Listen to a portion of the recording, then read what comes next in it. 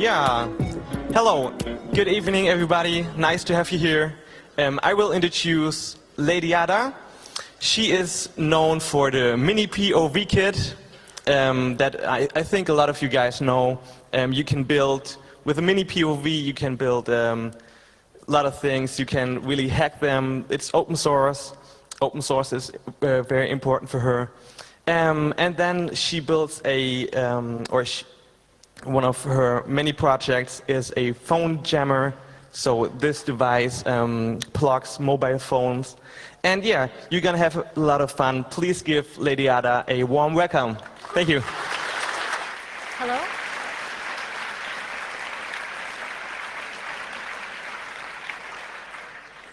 Okay, great. Sorry for the delay. We had to get the mic set up.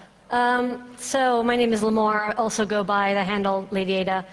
And a lot of the stuff on this website, presentation is on my website, ladyada.net. So if you want to sort of get more information, download some of these files and projects, you can go there right now or after the talk. Of course, these slides are going to be on the CCC website. So any URLs or anything that you don't want to write down, you can just reference that later. So design noir is kind of interesting, and one of the things I like about this talk and why I think it works well for CCC is that a lot of talks at hacker conventions are very geeky focused, very step-by-step, what to set your stack pointer to and how I found this exploit and how to use it. And then the other half of the talks are often very law and culture-based, sort of what are the societal implications of hacking. And design noir is kind of neat because it's both. So I think people who are hackers here, who are really into writing assembly code, will like this stuff. And also people who are interested in art and design and technology will like this. So there's enough to keep everybody interested. So when I put this up on the website, I set the subtitle to the seedy underbelly of electronic engineering.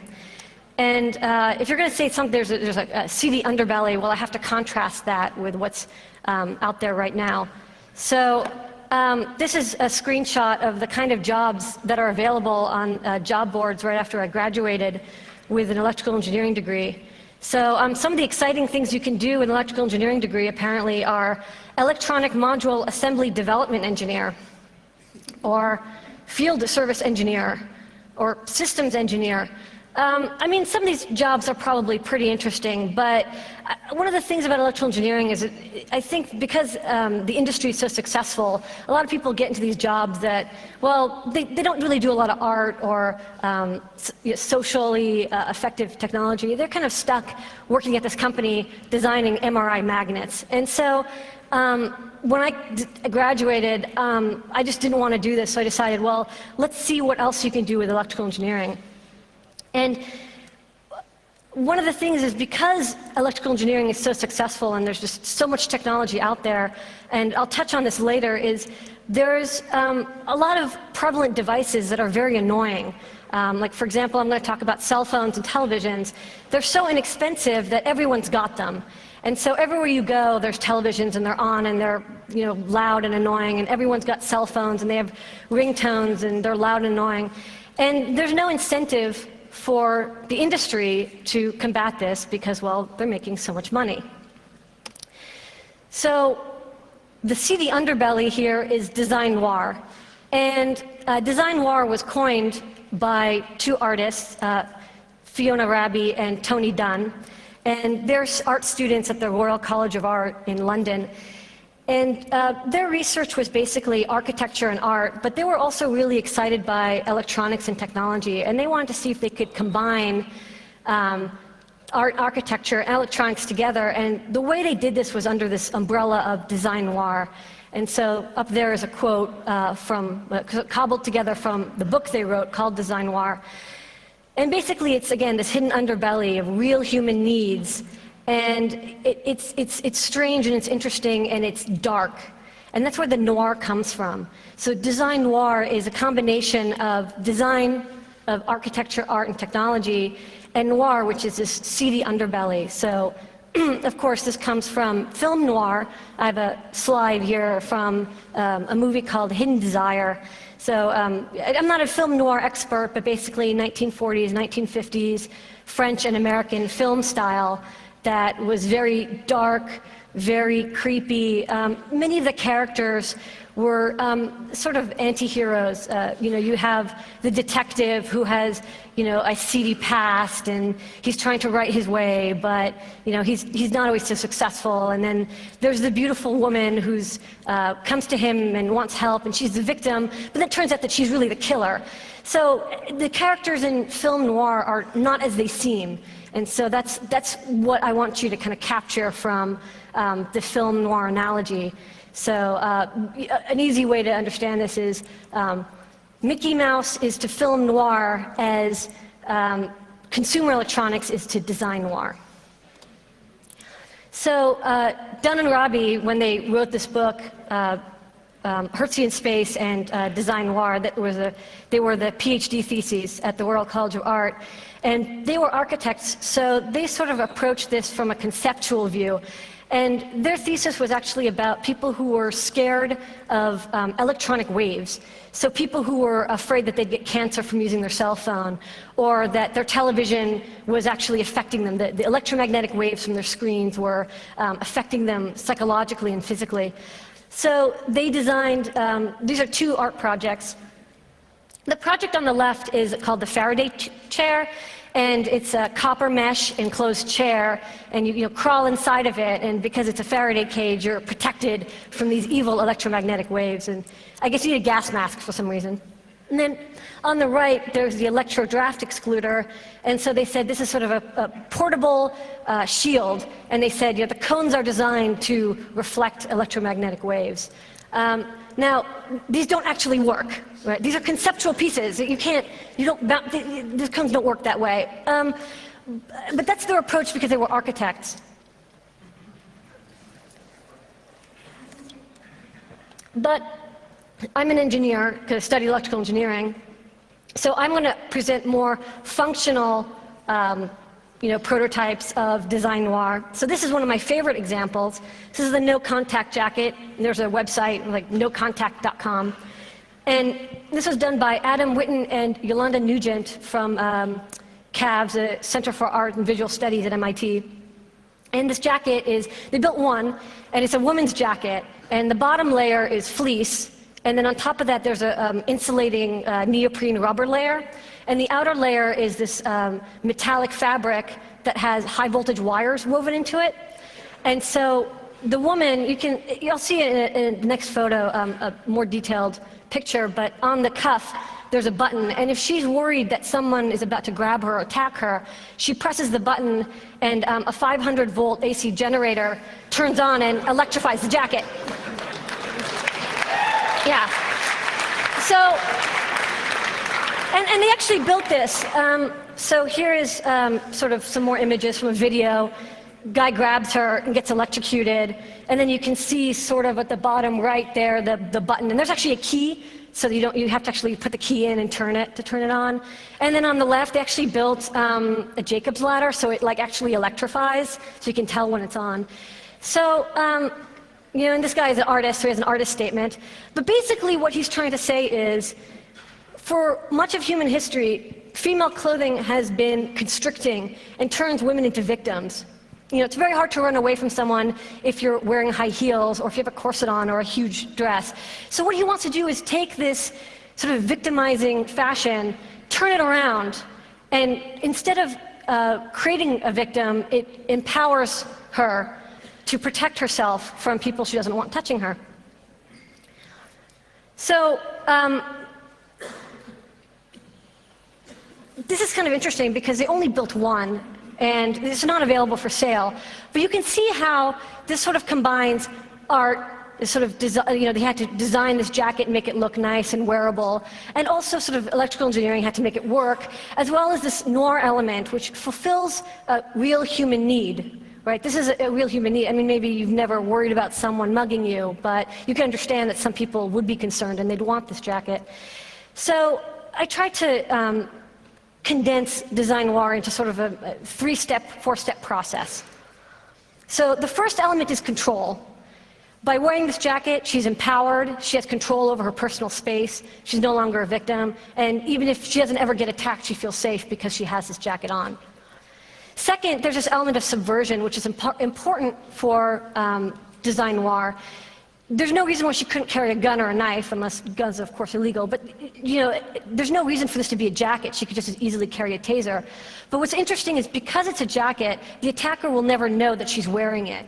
And so that kind of creates this topsy-turvy, who's the victim and who's not. He doesn't know that she's about to shock him, or maybe she, it's basically it's basically a method of taking something that was, again, just victimizing fashion, turning it into empowering fashion. And I think that's important for design noir. And third is the critical discourse and dialogue. And that's basically another way of saying some people really hate this project and some people really like it. Some people like it because they can imagine using it, and some people hate it because they can imagine it being used against them. And there's no reason this woman can't wear this jacket out and just shock anybody she passes by. There's no reason that she has to use it against an attacker. So that's kind of interesting. And then the fourth element, which is not in Dunn and Raby's book, but I've sort of added on, is this agency.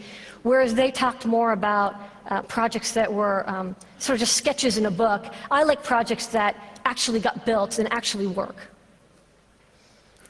So if you just want to take like one sound bite away from what is design noir, it's basically culture jamming and it's industrial design and engineering all built into one. So now I'm going to talk about some projects that I've worked on or been part of. And the first one is the TV Be Gone, and who was built by Mitch Altman, who actually had a talk a few hours ago about microcontrollers. And Mitch really hates TVs. Like, he really hates them. You should go out to drinks with him sometime, because he just will, yeah, anyways. And he decided, like, instead of just hating televisions and just sitting around and being a victim of televisions everywhere, he decided, I'm going to do something about it. So a couple of years ago, he designed the TV Be Gone, and here I have one in its packaging. And basically, it's a universal remote, so just like a remote control that can be programmed for any television, this remote control works on any television, but it only has one button, and that's the off button. So, the way to use it is basically, you're in front of a TV, you point it at, and 5 seconds later it turns off. So hopefully I'll be able to actually show a video of the kit version. I don't know if you have American Apparel in Berlin, but it's kind of like the McDonald's of fashion. And they have video screens in their stores that sometimes have child porn on them. It's kind of strange. So, did you feel better about that already? Okay. All right. Let's go back to this. So here's a more detailed view of it. You can see that there's one LED, and that's the IR emitter, and there's the one button, and it goes on your keychain. And so what's interesting is that there's definitely this element of control and empowerment and subversion, but because this is a commercial product, you can buy this at Target and Walmart for $25, 20 euros. It's interesting because instead of being as subversive as the jacket, because anyone can go buy it, what ended up happening is people sort of added their own subversion by hacking them. And one of the things we did was, luckily Mitch really likes open source hardware as much as I do, and so what we did is we created an open source hardware version, and this is what it looks like. And we had 4 emitters, so instead of 10 meters away, it works from 50 meters away, which is really nice if you're at Media Market, and there's like all the TVs. You just press it and they all turn off. I haven't done that yet, but we may.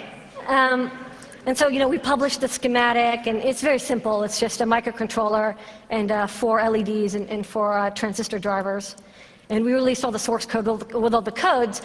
And what's neat is that people, given this low-cost kit, they went out and they really have, I'm impressed with how many hacks have occurred with these devices. So this one person bought 20 IR LEDs, a 9-volt battery, and created an ultra mega TV Be Gone. So it's like, this one works from like 100 meters away, and then that wasn't enough for them, so then they grabbed a 555 timer, some parts, and a relay, and they hooked this up to the button, so instead of having to press the button, it's constantly cycling through all the power codes. And then here's the sort of free-soldered, and then they put this in their hat. So then when they walked around, it would turn off any TV they looked at. So what's interesting is instead of when you had the original TV be gone, you actually have to sit and point. And they decided that wasn't subversive enough for them. So they actually added more. And I like that. It's good because it means that this is sort of, people are really understanding that this design noir is about being sneaky. This person, she put it in her old iPod. So she would look like she was looking at her iPod when she was really trying to turn off televisions. And this one, this is the kit version. They put it in a cell phone. So you could pretend like you're text messaging, but really you're turning off TVs everywhere. And one of the nice things about Mitch having authored this project is when you get to the discourse and dialogue part of Design Noir, you really get to see it up close and personal. So for example, you get a lot of really positive comments. So this is someone who says, "I got it yesterday! Exclamation point, exclamation point. I turned off TVs. It's awesome, nobody even notices." And so this is kind of nice because people understand the point of your project and they go out and they actually use it. And then there's some people who have that opposite response. So this guy said, "If you ever turned off a TV around me, I'd kick your fucking ass. There's nothing wrong with TV. TV does not cause violence, okay? If you're wondering if there's a tie, I think this is proof." So I think it's very interesting. I mean, these are very polarizing projects. I mean, there's people who love and hate the jacket, and there's people who love and hate the TV be gone. Although when you actually put it in their hand, everyone really loves it. And I've never seen anyone throw it away. So whereas he hates televisions, I'm really tired of cell phones. Everyone's always talking on cell phones so loudly. Everyone has these really loud ringtones. And I decided, well, instead of just complaining about how I hate going to dinner and having it be disrupted by cell phones, I would do something about it. So for my thesis, I decided to do an RF jammer. So this is here. And there's actually a bunch of RF jammer designs on the web, but I wanted to do one that was completely open source and also modular. So using a phase lock loop, and also you can exchange which voltage-controlled oscillator you use. You can change it from cell phone to Wi-Fi to Bluetooth to RFID to GPS. So you can decide what it is that you want to block. And basically, since everyone always asks, like, how does it work? Well, it's really, really simple. Basically, you have the voltage-controlled oscillator, and it oscillates at like 2 gigahertz. And then you basically just sweep noise through the band that is used by the device you're trying to jam.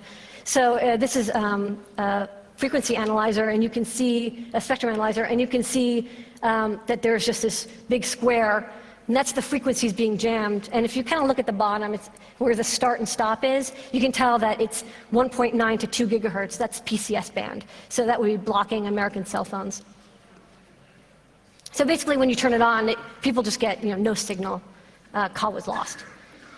So here's a couple that I made for iBeam. iBeam actually commissioned me to finish this project. They're an art group in New York, and they auctioned these off. And here's just some images because people want to usually look up close. You can see the strip line antennas on the top, so the antennas are actually built in. So we often end up using these in cabs because I don't know if here, but in America, cabbies are always talking on their wireless phones, so they end up getting into accidents. So it's important to have one of these with you for your safety. So you can turn this on.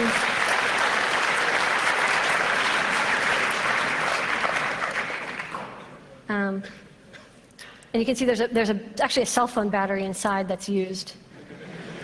And there's some more detailed photos of the voltage-controlled oscillator, and on the other side, the phase lock loop and the digital section. So one of the problems with cell phone jammers is that in America we have the FCC, and they actually have a lot of laws about who can use spectrum and what you can do. Turns out that harmful interference, basically trying to disable another device, including even kits or parts, is illegal. And in specific, the manufacture, importation, sale, or offer of sale, including advertising of devices designed to block or jam wireless transmissions, is prohibited. Fines for a first offense can range as high as $11,000 for each violation. That's like 30 euros. Or imprisonment for up to 1 year. But it turns out that they actually don't say anything about documentation. They never say it's illegal to teach people how to make cell phone jammers. So I'm assuming it's, I don't know, nobody's broken down my door yet, but I'm assuming that this actually is okay. So what I did is I just open sourced the whole thing. And so I have a website with, step-by-step instructions, and here's the parts list, or part of it. There's dozens of parts, but sort of, all the parts, of course, are easy to get from any electronics supply website. You can build it yourself. So you can go through each part, open up the data sheet, order it from the website. They show up at your door.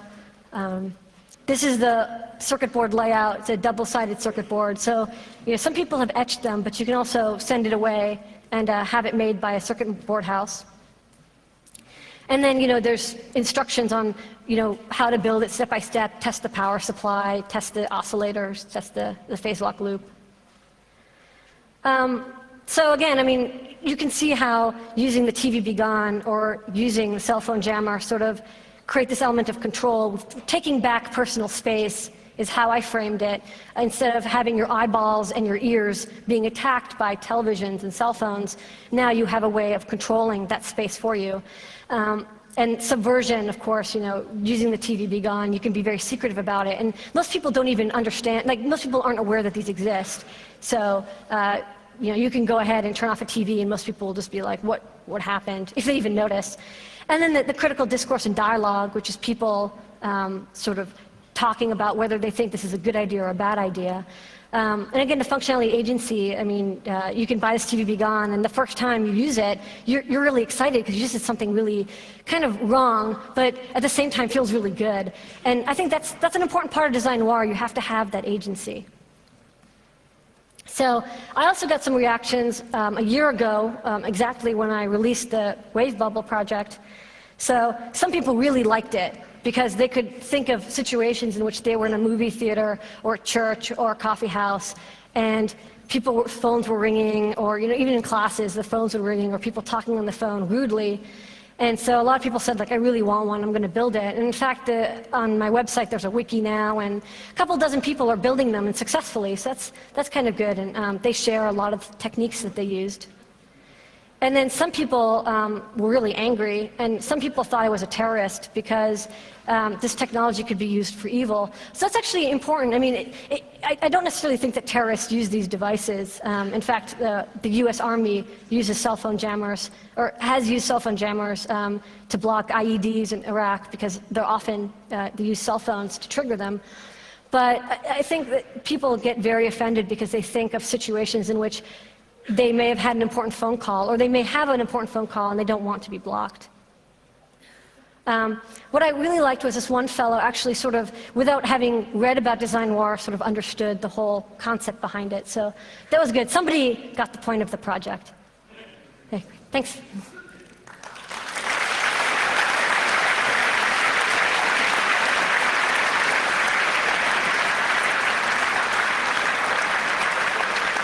Okay. I was told that there would be, I should leave lots of time for questions. So if people have questions, they should go to the microphones.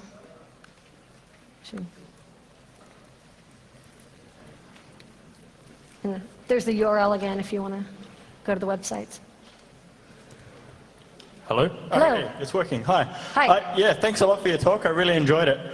When you mentioned that you really hated mobile phones, I was wondering if you'd thought about that other recent annoying output of mobile phones. I don't know if it's happened in the US, but ever since phones started being able to play MP3s as ringtones, it's sort of like everyone has drunk some bad tap water and they've forgotten about the invention of headphones. And people are walking around listening to really shitty, tinny music on their mobile phones. Yeah. Unfortunately, there's nothing we can do radio jamming-wise to stop that. Do you know what we can do that doesn't involve like a brick? What's really interesting, well, bricks do work, but what's interesting is actually a lot of people ask me if there's a way to block car speakers. Apparently, like everyone sort of, or car alarms. If you don't use the ringtone if the ringtone is not actually a ringtone, unfortunately, I haven't quite figured out how you could do this. Although, if you really wanted to annoy somebody in the audience, Mr. Alex Mavet worked on a project where you could use sonar waves to sort of to create sound in your head. So in theory, if you knew what the song was, you could invert it and create a noise-canceling headphone just in somebody's head. But I don't know. He'll have to tell me if that's actually possible. But sadly, I don't think I haven't been able to figure out a way to block car stereos or ringtones, unless you have just a louder ringtone or car stereo. So, brick may be the only solution right now. Sorry.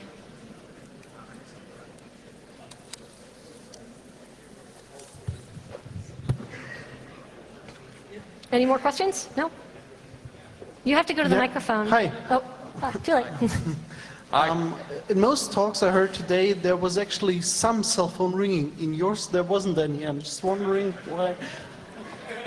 No, I think there's just bad cell phone reception. I was actually going to do a demo, but the Wi-Fi here is so bad, it wouldn't even matter. But at South by Southwest, we did a demo at South by Southwest, and what was great is that, I don't know if people here do it, but at South by Southwest, everyone was doing Twitter, which is like this SMS blogging thing. And what was great is that people were like trying to send and receive Twitters, and on the log, there was somebody saying, oh, she's about to turn on the, and then there was nothing for 30 minutes. So apparently it worked, and people were really frustrated, so that was kind of good. Can I? Hello? Yeah, I had to buy plasma displays for my old company 2 years ago, and they were really nice because you could turn off the remote control. Yes. Yeah. I don't know if it dates back then, the TV be gone. I don't know what's up, but it's interesting because we were just in New York City, and we went to the NBC, the National Broadcasting, it's a big television station in the US, and they actually have like this studio in New York, and they have TVs showing what they're displaying. We tried to turn them off, and they said can't be turned off by remote control, so somebody knows what Mitch is up to. You can also just put tape over the IR port, yeah, no, I've actually, this was the first time we saw it, but it could be that people were tired of having their displays be turned off by remote control. For the music problem, you can buy small devices that submit on radio channels. Yeah. And I like to go to the media market or big store and play my music for this time. Yeah, I feel bad for Media Market. They're just getting attacked here. Or if I get a haircut or something, they always play bad music. Yeah. Change that. No, it's actually, a lot of people buy FM transmitters and use them to transmit into cars. I mean, if the car next to you has a loud stereo and they're playing radio music, you can, of course, use an iTrip or something similar to just sort of override that signal. That works pretty well. I remember somebody asked me, you know, how could the alarm clock of their neighbor always played Rush Limbaugh in the morning, and they wanted to do something about it, so I suggested using that. And they said it worked great, so they said it was successful. Yeah, a couple of years ago, somebody hacked the LED displays in the New York subway. At least in one in West 4th Street, Washington Square, to say, it was some silly message like, will all the pretty girls please put their hands up or something. Yeah, it's probably Jenny Holzer or something, right? No, I was just thinking, you know anything about that? No, but I wasn't living in New York then, but all LED signs actually use, I'm not exactly sure, but the ones that I've seen use sort of like a wireless keyboard, and it's just like RS-232 over IR. So, you know, once you, and I don't even think there's any sort of key exchange or anything, so you probably could take any LED IR keyboard and go up to the display and just type in whatever you want. Okay. Not that I would suggest you do that, but... No, just an idea. I mean, of course... Wait, there's no LED displays in the New York subway. What are you talking about? Yes, there are, on the escalators. Oh, okay. They only say things like, keep your hands off the escalator or something, but... You're thinking of some city with like real subway where they display when the train's showing up next. They don't do that. Yeah, that'd be cool. Yeah, that'd be cool. You should do that. You should hack it so it actually displays when the next train's going to show up. That'd be very useful. Instead of like, watch your belongings. It's a good idea. Now you give me a good idea. Yeah. Well, Maybe I'll say that cannabis is legal or something. Right. So one idea I have for the MP3 ringtone problem is to make a very small portable base station that will send out a ring signal that is simulate an incoming call, and then combine that with a wave bubble. What, I don't understand. Wait, so it The will... problem was the Oh, you'll actually people- make the phone ring, but then shut it off. Exactly. Oh, that's a good idea. There's But work being done. It's interesting because you have to do like a handshake with the phone. It's not trivial. No, it isn't, but there's work being done. Apparently, I've already heard today about work being done on this. So, yeah, I mean, one of the interesting things is that this cell phone jammer is literally the denial of service of turning an attack on cell phones. It's very brute force, and it works, but of course it's very inelegant. So one of the better ways of doing this, of course, would be if you could actually get like an FPGA or something, do some sort of software cell phone simulation and actually talk to base stations and disable them, or talk to cell phone handsets and sort of get into the handshake mode and then leave them, probably hanging. There's probably some way to get the cell phones to sort of crash if the handshake doesn't work well. So, I mean, some people have mentioned this to me, and I'd be actually very interested to sort of see that, something like that happen, because it would sort of be the next step in disabling technology. Did you find the environment at MIT supportive for this kind of projects that are a little more artsy and fun? And if not, do you feel like you would have been better with a less formal education? I assure you that all the engineers at MIT never considered me an engineer, and all the artists never considered me an artist, so it worked out really well. But it doesn't really matter where you go to school if you want to do this sort of stuff. I mean, again, I don't know where Mitch went to school, or if he went to school. Do you think He didn't. Okay, so it turns out you can like drop out and do this sort of technology. You don't need to have a formal education. But do you find your degree gives you sort of a step up from amateur hobbyists or designers, or? Only in that I know some basic transistor theory. MIT doesn't really teach you how to fuck with cell phones, unfortunately. But and again, it doesn't really matter. Any education you get will be useful if you want to do electrical engineering. It's very hard to learn on your own. But if you just want to be a troublemaker, again, start tomorrow or today even. Well, I was just thinking that maybe an MIT troublemaker would get more press or more sort of attention. Historically, it seems that that's true, but that's mostly just because people like to see MIT kids get in trouble. Yeah. Hello. I just wondered if you, what are your political thoughts about this subject?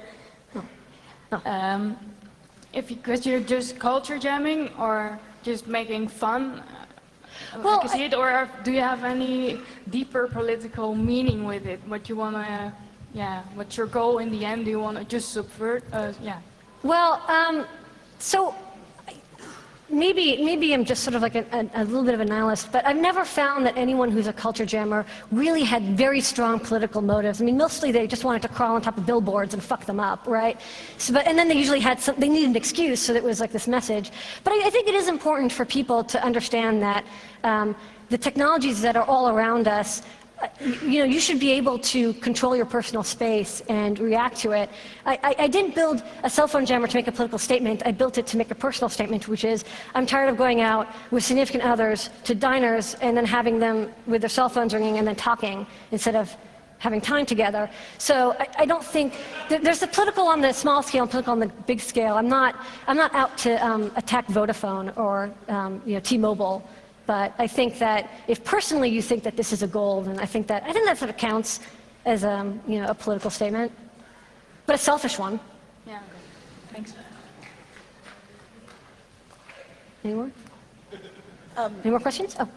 You mentioned that people find it easy to think of examples where they, had a call they really wanted, or the person who said he would kick your ass if you turned off his television. And I wanted to recount a tiny anecdote that about 5 years ago, I was in an emergency room with a partner who had a hand wound, a bleeding hand wound. And the television in the emergency room was playing Jaws. Wow. Which is, full of blood and trauma, and everyone in the emergency room wanted it off. And then when the movie was over, it turned out... This is a perfect advertisement. Yeah. Mitch, you should contact this woman for... When the movie was over, it turned out that that television station was playing the movie Jaws over and over again for the entire weekend. Okay, well, so I mean, it's interesting because a lot of people always say, this cell phone jammer is the worst thing ever. What if a doctor needs to there's a heart attack, and then 911, and then some terrorists show up, and and then somebody gets stabbed, and then like you're running. I mean, there's always these what if situations, but again, as you said, most people, all the situations which people would say, I could have used that, are real, whereas all the situations where they imagine, I've never heard of anyone actually saying, I was in a terrorist situation, and because there were cell phone jammers, it wasn't resolved and people got killed. I mean, this is sort of, it's kind of a very American way of viewing things. It's sort of the worst possible situation, and how dare you do that? So it's interesting that there is this fight between what you would want to use and what you wouldn't want to have used against you. So that's why I think it's interesting. That's why there's so much discourse and dialogue surrounding these projects, why they're so polarizing. Any more questions? This design noir seems to be some kind of destructive. So, like you said it yourself, disabling technology. The jacket disables the attacker. The jammer disables cell phones and something like this. Is there a design noir way of empowerment that doesn't disable something else? Okay, well, you asked for it. I'm going to play the Kelly Dobson video so that you'll see it. And I didn't actually include this because, Keynote crashed. Bye-bye. One second, if you don't mind. So Kelly Dobson is a student who is in my research group, and she actually kind of had a design noir feel to all of her work, but she was much happier than me. Maybe she had more coffee in the morning, I don't know. But so one of the projects she did when she first showed up was Scream Body, and basically I'll just play this video. What happened is that she showed up and spent 5 years at the Media Lab, and no matter what she did, everyone only referred to this project that she did on her first semester, so this kind of happens. Let me see if I can full fit the screen. Oh, you know what? I don't have audio. Oh, shoot. Well, I'll play it anyways, and I'll just mimic what she says. Oh, okay. I don't know if that's going to work, but we'll try.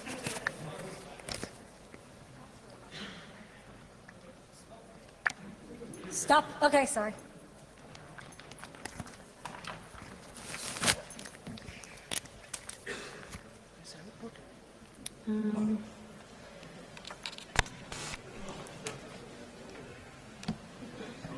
Okay.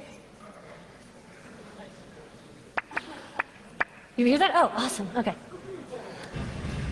Hi, I'm Kelly, and this is my Scream Body. Do you ever find yourself in a situation where you really have to scream, but you can't because you're at work, or you're in a classroom, or you're watching your children, or you're in any number of situations where it's just not permitted? Well, Scream Body is a portable space for screaming. When a user screams into Scream Body, their scream is silenced. But it is also recorded for later release, where, when, and how the user chooses.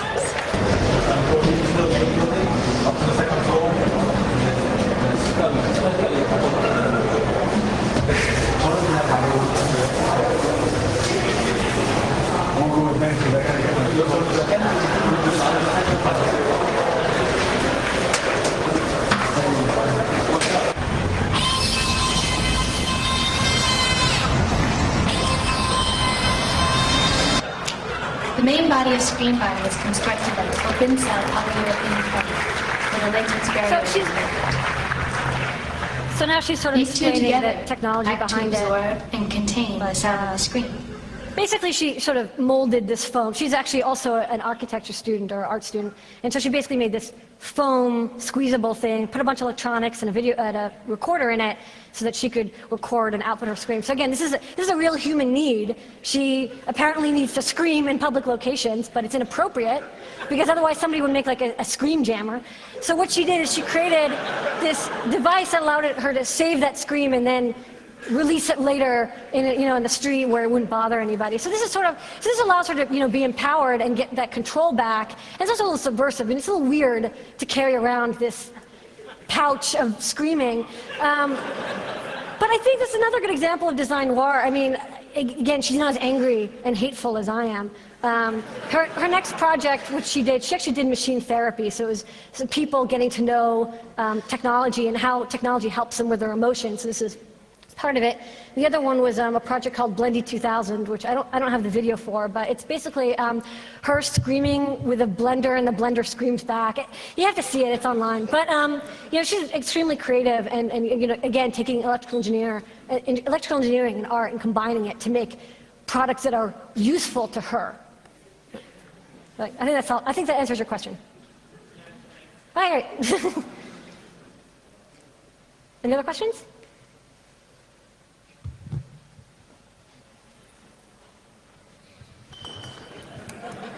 Hi. Suppose I enjoy using Wave Bubble on a regular daily basis. What's the danger of being discovered because the cell phone I carry myself is being also jammed every time I use it? So if I disconnect like 15 times a day, that's about the frequency I'd like to use it. Being on trains. So you have the cell phone jam, or somebody else does? Well, no, I'm using it, and I have my cell phone with me. I'm here. Oh, here you go. Sorry, I can't, it's blinding. So you have it, and you have a cell phone, and you want to be able to make calls and also jam them? No. It's just simply, my phone is online, it's connected to a GSM network, and then I use the jammer several times. So would there be a danger of being discovered? Well, I mean, you don't have to have it out in front of you. You can put it in your bag. Well, no. I mean, my network operator. Oh, would they notice? Well, I mean, you can go into a building and not get reception. There's no reason that they would think that you would be using a jammer. The phone itself, it's actually being jammed at the analog front end. It's not happening at the digital level. So it's not like the chip can tell that it's being jammed. It's just like, oh, I'm not getting enough signal. Okay. So it's not. I mean, I won't say never, but considering that phones stop working once in a while, I don't see why it would be detectable. Let me ask more technically. My disconnects, are they being logged on the operator side? That's a very good question. I don't know. I mean, you're going to have to ask your operator. Like, Okay. I mean, Sure. I don't think so. I mean, like, I mean, the phone. I mean, in theory, if it keeps pinging, if it's constantly pinging back and forth, yes, they can tell when you're offline. I guess only recent phones do that for data connections. Most phones don't connect constantly. They only connect when they receive a call. But I'm actually not a cell phone engineer, so I don't know like deep down details of how the network works. I just wonder. But I don't think it's an issue, again, because if you go to the subway, it stops working. So how would they know the difference? Thanks anyway. Sure. Hello. I apologize, firstly, if this question is based off my technical ignorance, but I was wondering if the RFID jamming function of the device that you have could interfere or affect the transportation RFID cards that are quite popular in Asian cities, so say Hong Kong or Tokyo, where everyone uses a RFID card to enter in a metropolitan subway. Well, I mean, it depends. I mean, there's like dozens of RFID frequencies, so it of course depends on what frequency. I haven't actually tested it with I haven't directly tested it with RFID because I just don't own any RFID readers or writers. But there's no. I mean, if you're putting noise onto a band, it's just not going to work. So it probably just wouldn't be functional. It depends on how it's designed. I mean, if it's something that you have to slip in. Touch. Or touch. I mean, it depends on how the reader is designed. I mean, if these are actually RFID and not like, magnetic, then which would be completely different, then yeah, I mean, I could see how they would not work, but then it wouldn't function. Okay. Yeah. Thank you. But do you really hate when people take the subway? That's like a really bizarre thing. I don't think, the thing is that, if there's multiple stalls, you couldn't jam them all. See, I don't see, you could also just stand in front of them, right? And stop people from going through. They're very polite in Japan, so they would just wait till you moved. They wouldn't push you. Some bizarre questions. Any other questions? Yes. Can't see what you should Can you hear me? Hello? My question is about the legal situation, or if you know any cases or issues where people really get themselves into trouble by doing this stuff. I don't actually know personally of anyone who has gotten fined or arrested for cell phone jamming or turning TVs off. It's actually interesting. I'm not convinced that, at least in America, using a TV be gone is illegal. If you're on public property and you turn off a TV on private property, because of the way the federal law is constructed, I think that's actually fine because you're not physically entering their space. It's just like light waves, so that's not illegal. Although if you're on private property, of course, they can kick you out. I'm sure somebody has gotten kicked out of, Media Market for turning off TVs. There's videos on YouTube of people going into Best Buy and they just sit there for an hour and just keep on turning off the TVs. And eventually, someone's going to notice a 15-year-old kid who just keeps smiling and the TV's turned on. It looks very suspicious, but there's definitely people in the U.S. every once in a while who get in trouble for pirate radio stations or people who blatantly use cell phone jammers in their restaurants or churches or university lecture halls. They need to get fined, but I haven't heard of a major case where somebody, it's not a major deal. You usually just get fined and they tell you, give me the cell phone jammer. But there's just not that many of them, so it's very hard to catch someone with a 15-foot radius jammer. How can you tell that they were having a jammer? You have to actually search them. Okay, thank you.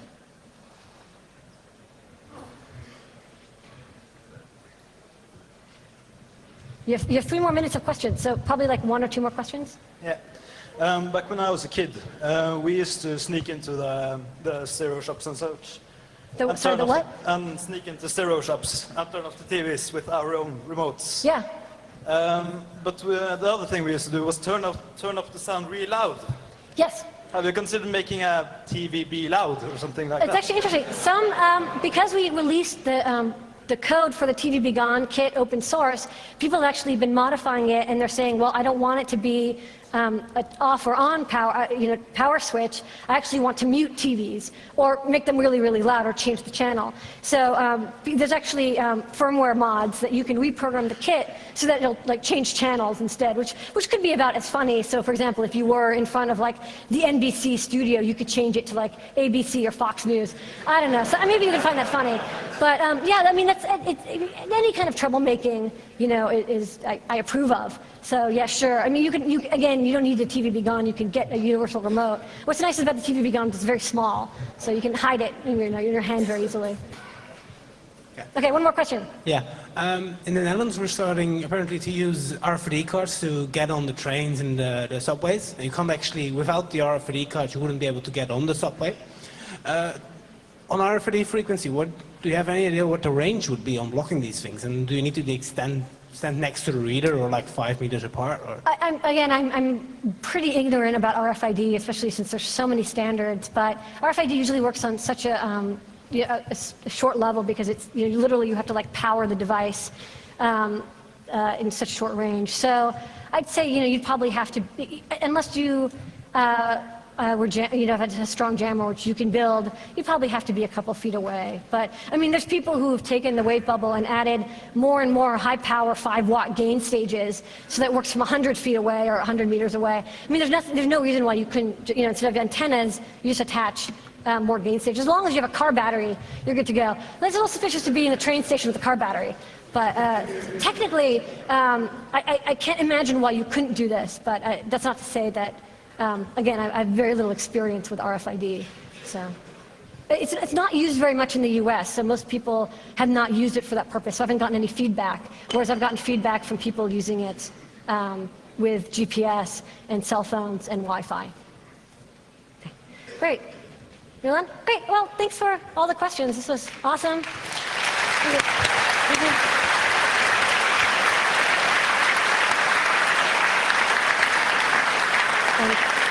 One more thing. Sorry.